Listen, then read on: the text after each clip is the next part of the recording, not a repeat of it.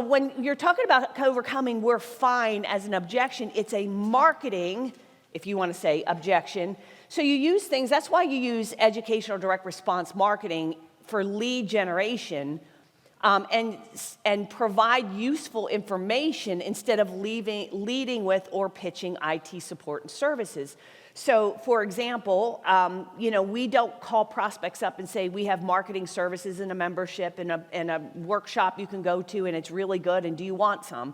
Because we get a lot, we're fine. What we call and offer them is either the ultimate guide to MSP marketing or the new resource or a new webinar or something. So when we're lead generating or we're selling that appointment, which in the appointment is we're going to give you our proprietary marketing roadmap that's helped over 10,000 MSPs get more customers, better customers. It's going to show you how to implement marketing. We're going to give that to you for free, and then we're going to explain it to you in a consultation. See, that has a higher probability of someone saying yes to versus, hey, we do marketing services, do you want some? Does everyone understand that distinction? Right? So, like, for example, if you're calling people and trying to get appointments, you're going to get a lower response rate than if you're calling people and inviting them to a webinar. Or you're inviting somebody to get a new report, like the CFO report that I just wrote for the Galactic campaign. It's I forget the exact title, but it's we're calling you up, Mr. or Mrs. CFO, and we want to get in your hands a brand new report we just published on 5 things CFOs need to know that are critical, but their IT department isn't telling them. And it's putting you at underappreciated financial risk. And we just published this report. We're trying to get it out to all the CFOs. Would you be against me sending you a copy? See, that somebody might say yes to, and that opens the door then to book an appointment. Does that make sense, everybody? All right, so you use educational direct, you get invited in via the marketing referrals or a JV partnership, or like I said, just move on and call somebody else. They're not a buyer yet. Just drop them into your prospect hopper system. We are looking at numbers for the SDR group that we run for all of you, as well as our SDRs. And the thing I always hear is, we're only getting voicemail. We're not even getting to the decision maker. And what you've got to realize is typical is going to be somewhere between 5, maybe 8% of dials you're actually going to get to the decision maker. Let me say that again. You're only going to get through to the decision maker 5% to 8% of the dials that you're making. Okay, so for every 100 prospects you're working, 1 to 2 appointments is considered good. So of course you're going to get mostly voicemail, I'm not interested. You just have to realize that's what you're going to get. So I'm always about improving the quality and being more productive, but you have to also realize that you're not going to get a 10% response rate off a cold call. Like, you're not going to get 10 appointments off 100 ice cold prospects. And if you do, I want to know what you're doing, and I'll pay you to teach me. I'm not saying it's impossible, but it's not probable, okay? So just keep that in mind. Now, what I really want to dig into are 5 things about handling objections that you need to keep in mind. So I want to kind of talk about objections in general and sort of a philosophy about them. You guys do have the PowerPoint on your tables, I guess. I don't know if you realize that or not. So I want to talk about, kind of do a flyover, talk about the strategy, philosophy, what are they, what creates them, how do we handle them, how do we avoid them is really what we want, right? And the first thing I've got to tell you guys is there's a lot of objections you run into that are actually manufactured. Like, you created them by the way you behaved, the talk track, you oversold, you overtalked, you didn't ask good diagnostic questions, you pitched too early. So a lot of objections are sometimes brought on because of the salesperson wandering off the path. So one of the things, like in the Wolf of Wall Street we had here before at Producers Club, and he talked about the straight line. You guys remember that? The straight line? Every sale's the same, it's a straight line. And what he really means by that is that when you have a sales process, like we have a scripted sales process, and the problem is, here's where we are with the prospect, we need to get them to that side of the stage, but you've got to think about it, well, maybe a better analogy, it's like trying to get out of Disney with a 3-year-old, right? Like, you got them by the hand, but they're and the path to get from here to get out of the park is right there, but they're 3 years old and they're highly distracted and they want stuff and they have to pee and they want to buy something and they want to say hi to Mickey and they want to go on this ride. So what they're doing constantly is, as you're trying to get out, they're constantly pulling you over here or they're pulling you over here, or, and the thing is, with a prospect, they're not like your child, like you can just say, come on, we're going, if you do that, then, you lose them. So the prospect is constantly trying to take you off the path of where you're trying to go and what you're trying to accomplish and the questions that you're asking and the steps in the process to close. They're constantly pulling off with questions, with comments, going off on tangents, right? So your job, that's what he means by the straight line. Your job is to kind of gently move them back onto your path, which is, here's how we close the sale. And I hear it a lot even with my salespeople. They go off on tangents.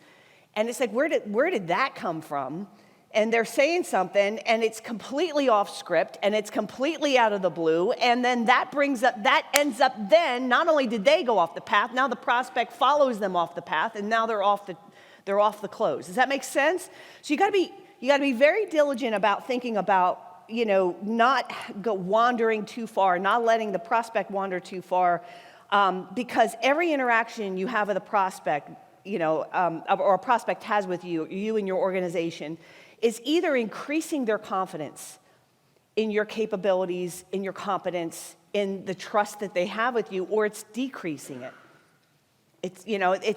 So you're going to hear from my friend Joe Polish later today, and I was one of the members of, that's my claim to fame. I was the first member of Joe's Genius Network. I wrote the first check. I said, hey, here's what you need to do. Gave him the idea, wrote the first check.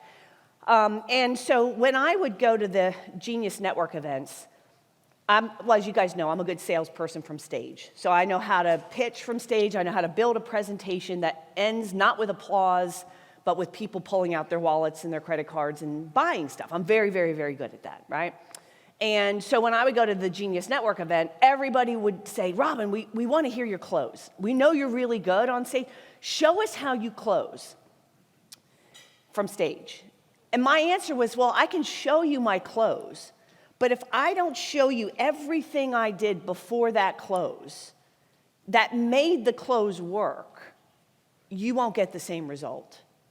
Because I am, quote unquote, closing from how I am introduced on stage. I'm closing if I can get the presenter or the company that's about to host me on stage offering to do 3 free videos to warm people up in advance before they meet me on stage, and how I'm introduced and the stories I tell and the examples I use and the testimonials. See, all of that has to be done right. So when I get to the close, where I'm actually asking you to buy, that works because of all the stuff I did prior to that. In fact, there's people, I've had this happen, where people, after my talk, as I'm getting into the close, and they know I'm about to offer something, and I'm barely getting it out, I have had people jump up and run to the back to buy without even really getting into price, what it is, you know what I mean? So that's when you know your presentation is done right. Because here's my belief: if you have to hard close somebody, you've screwed something up. Now, I'm not against hard closing, what people call hard closing.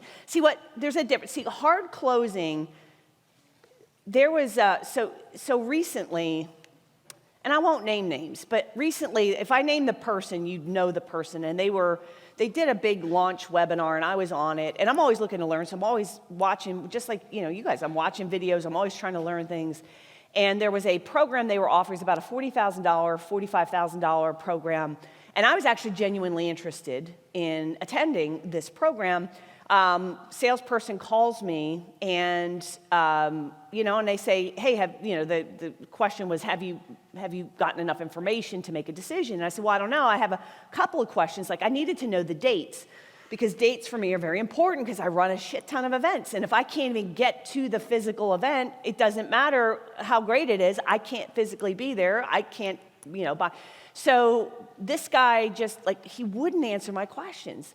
And I kept saying, well, but I need to know the dates. And he goes, well, and he just wasn't listening. He was just trying to close me. It was obvious. and so I finally said, forget it, hung up. And I'll never do business with him again, because that guy was not listening. He wasn't answering my questions. He was talking down to me like I was an idiot. And I was like, you know what? I'm not doing business with this guy, right? And so he was trying to hard close me, and all he did was push me away. So when I talk, that hard closing, that I would agree is hard closing, right? That's actually not even closing. That's just pushing somebody away, right? I wouldn't even give it respect to call that closing, because that's not closing, right? That's a pushy, arrogant salesperson who's not listening. Okay, but hard closing, what a lot of you think is hard closing, is really just not letting a prospect off the hook for their own BS. That's like not just taking let me think it over. Let me talk to somebody. Well, the price is a little high, right? Most of you just roll over and go, okay, sounds good, right? And we're going to talk about how to overcome that, but most people feel like that's a hard close. So we're going to talk about this, but I will tell you, everything that you do prior to asking for the order is either building trust and confidence or it's killing it. So how you answer the phone, how you confirm your appointment, the marketing materials that you send out or don't send out in advance, the questions that you ask. I can tell whether a person is a good consultant based on the questions they start asking me, more so than pretty much anything else. When they start out, if they're talking to a CEO like me, they should be asking C-level executive. Well, let's pause for a minute. Let's talk a little bit more about your business. Tell me a little bit about your business. Where are you trying to get to? Where are you trying to go? So I was talking to a recruiter. So there's another recruiter I'm looking at for an executive. And this recruiter is somebody that was referred to me that helps find very high-level people. And they work with VC firms, private equity firms, to find CEOs, high-level individuals. And those people go and they headhunt. They really, truly recruit. And so I get on the phone with them, and I could tell within 10 minutes, this is my guy, because of the questions he was asking me, and have you thought about this, and do you have this mapped out? He was asking me, for example, we have to really get a clear scorecard. What is the role? What is the goals? Do you have a financial budget in place for where you are today, how you're going to get there? Do you, what kind of comp are we talking about? Is there going to be equity involved or not?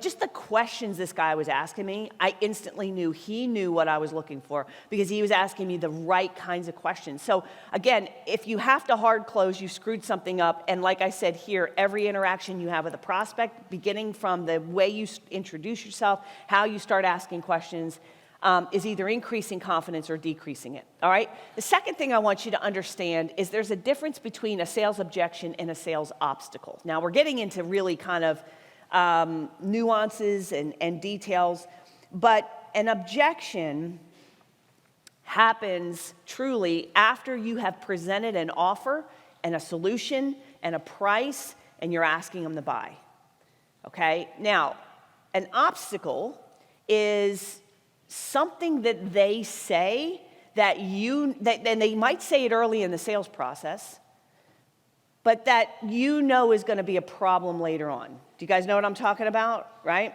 Okay. So I'll give you an example, right? And I had to write this down because it was so funny. So we listen to calls. Our advisors do calls. We record the calls and we sit and we listen to them as a group, right? So I'm listening to this prospect, and he's on with one of my advisors, and he's not even 5 minutes into the call. How are you? How's the weather kind of conversation, right? And here's what he says. He says, let me just kind of clarify a couple things. He said, I work with another marketing firm, and it was not good. And we could tell based on what he was saying, they must have been doing cold calls. He's like, that's because that's what it was, right? So that's not what we do. So right away, he's assuming that's what we do, and it's not what we do. But he says, I work with them. It went south. I didn't get good quality leads. We had to get the attorneys involved to get out of the contract, and it got ugly. And by the way, my wife just had a baby, and we're small, and I don't want to grow very fast because I only want to work 40 hours a week. So whatever you give me, I got to make sure we don't grow too fast. I don't want to be away from the wife. I just had the baby.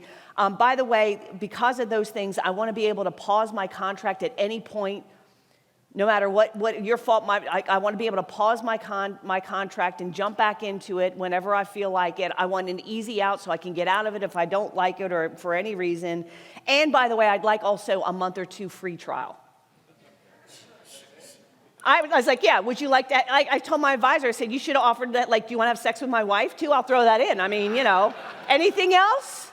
Right? I mean, it was ridiculous. Now, this guy's saying this 5 minutes into the conversation.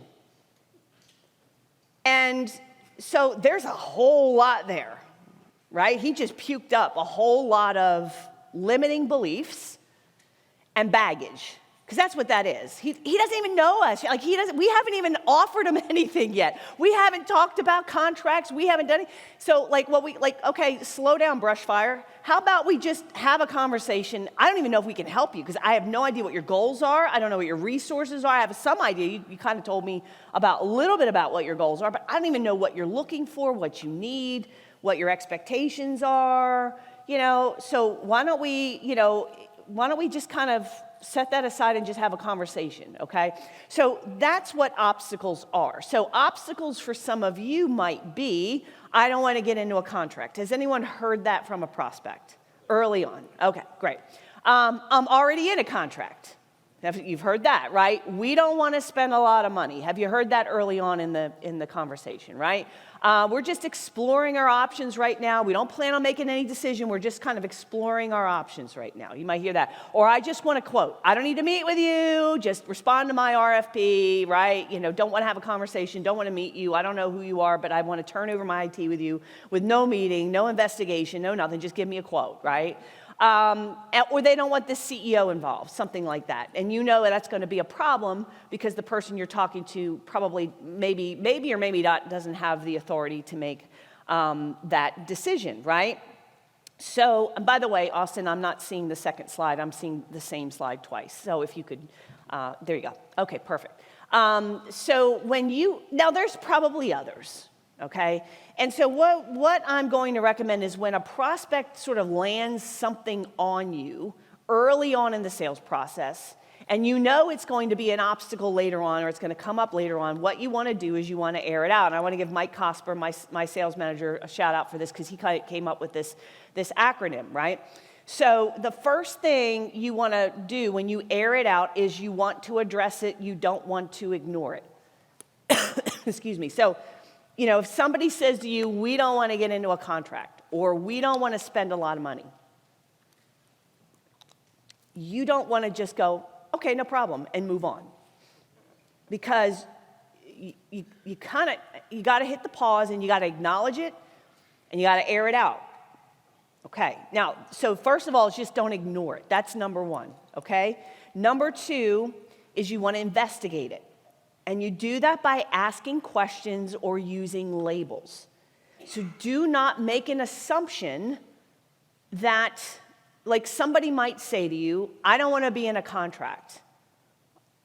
You don't want to be in a contract? Or, well, sounds like you had trouble with contracts with another vendor before. That's a label. Like sounds like, seems like, you want to air it out. Because somebody might say, well, I don't mind being in a contract, I just don't want a 3-year contract. Or they might say, well, I don't mind being in a contract, but I need to make sure I get at least, like, if you don't do your job, I need a way out. Okay, well, see, that's different. So the main thing is you do not want to jump on it like it's an objection right off the bat. Like somebody says, well, we don't want to spend a lot of money. Maybe you should ask them, well, so it sounds like you have a number in mind. What are you spending now? Like, air it out. What if they give you a number and it's more than what you would charge? But they might be saying to you, I don't want to spend a lot of money. Well, what's a lot of money? I don't know. I don't know what a lot of money is. And, if we really got down to it and they said, well, we're spending $1,000 a month on IT and we think that's the most, and you kind of know you're going to come in higher than that. So I might ask some questions like, well, do you think $1,000, why do you think $1,000 is a lot of money? And maybe it is for what they were getting.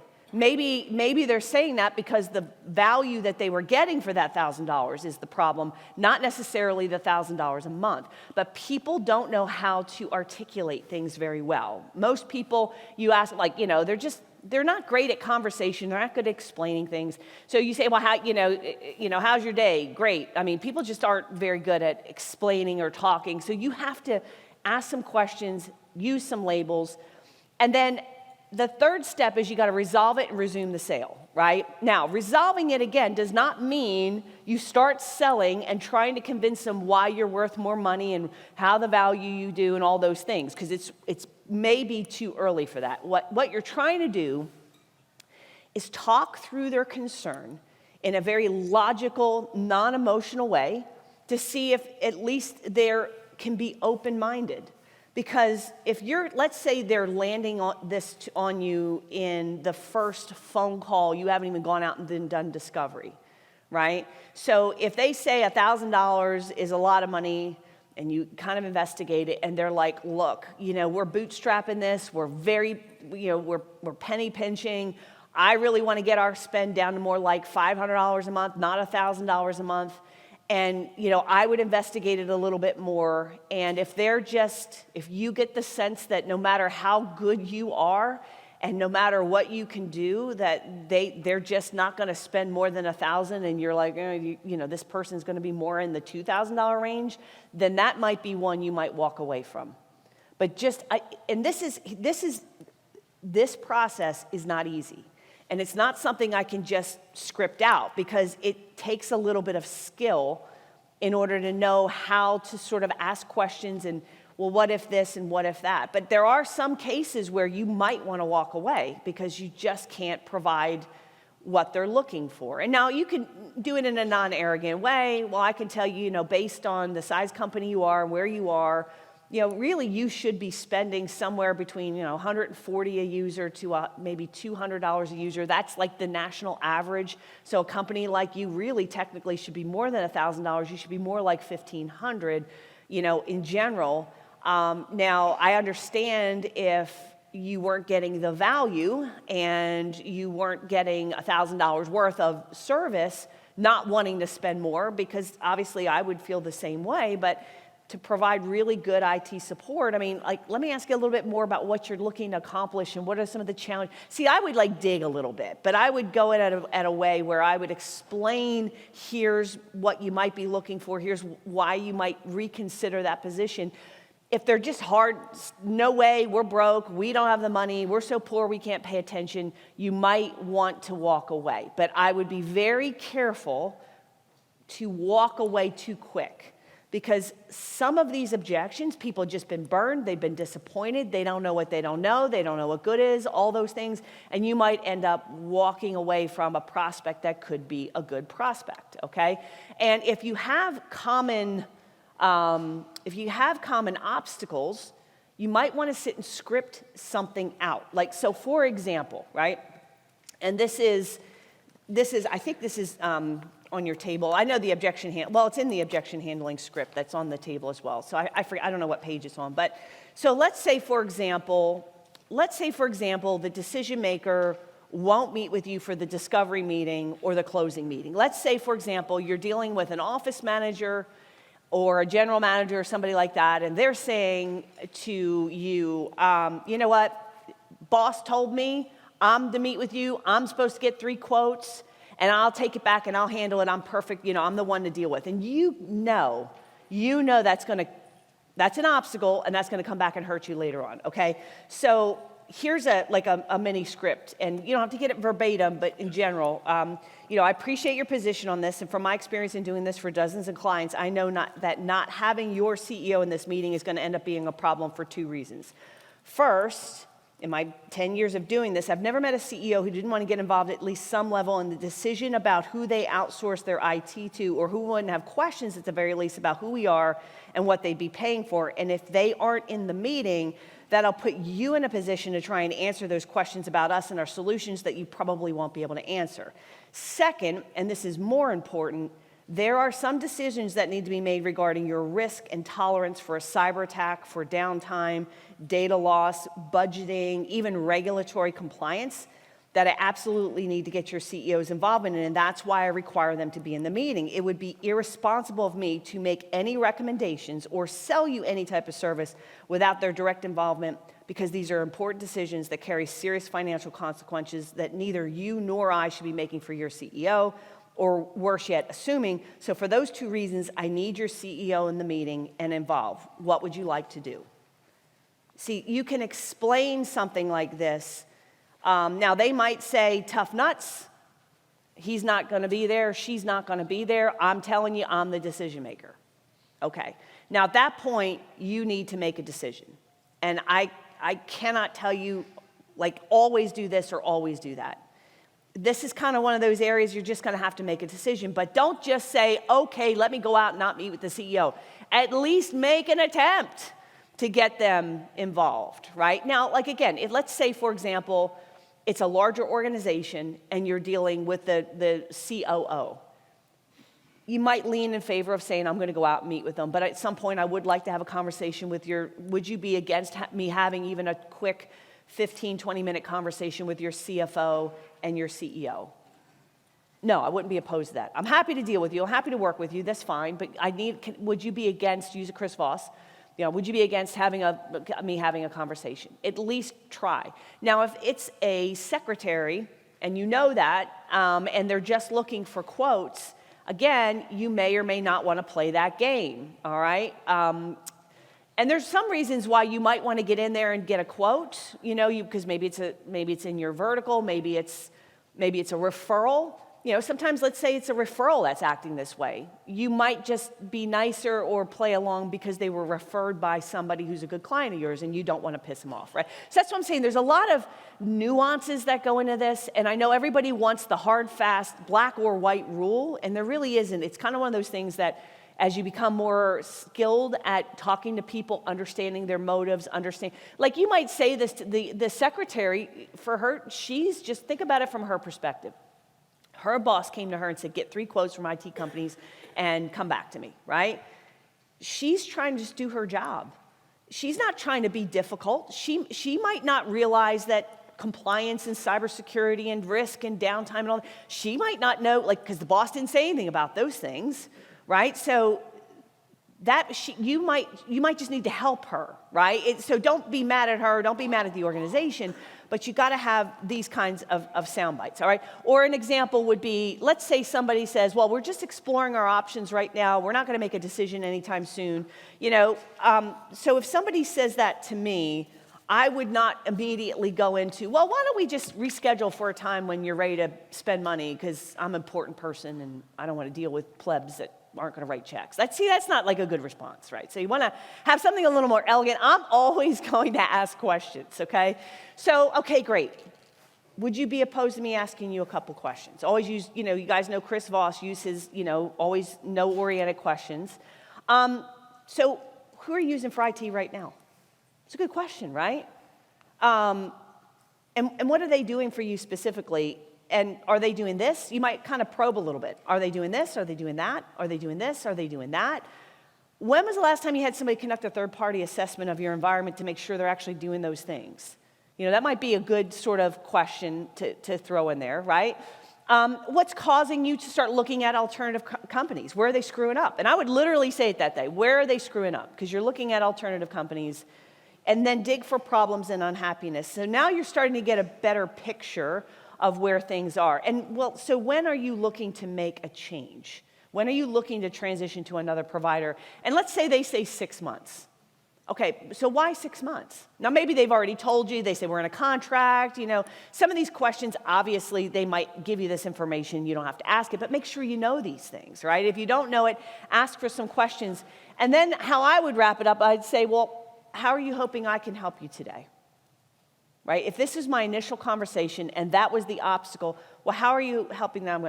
So, and then based on that, then I'm going to launch into whatever I think is appropriate. Now, let's say, for example, this person says, I'm in a contract, they're screwing up, we're not happy, but it's not enough, it's not a breach of contract, so in March of next year, we're canceling our contract, we're going to be out. Okay, great, all right. Well, here's what I might recommend. Again, this depending on the situation, depending on what they say, I might recommend to say, well, here's one thing I could do for you immediately, and then there's another option we could do for you when it gets closer, you're making a change. I mean, if you'd like, immediately I can do a quick, use the galactic scan. I can use a quick, galactic scan. I could see, just let me take a look at your environment, what's going on. I can at least tell you what they're doing from a cybersecurity, because if they're screwing this up, and they're not doing these things for you, like you said, you actually might be at risk right now, and I don't know if you want to wait 6 months for that to happen. So I can do that, at least give that to you so you know. And then if everything's fine, which is probably not, but if everything's fine, then maybe like in February, I can come back and we can do a deeper assessment of your environment, and I can come back and we can propose a way to move forward. You see what I mean? So I'm going to propose then, based on what they say, some way to move forward, but I'm not going to ignore, we're just exploring our options right now, and go through the entire process of doing your audit or assessment, creating the proposal, going back and pitching the proposal, and asking them to make a decision, because they're going to say to you, you weren't listening to me. I told you I didn't want to spend a lot of money. I didn't want to make a decision right now, whatever it is. So that's why you've got to air out these obstacles that are coming up, because they're not technically an objection, because you haven't proposed anything. They don't even know what they're objecting to yet. They're objecting to their past baggage is what they're objecting to. They're objecting to their incorrect beliefs about what it is you do, what they need, right? They're not objecting to you. You haven't even pitched. Does that make sense? Like, you haven't even pitched them on anything yet. So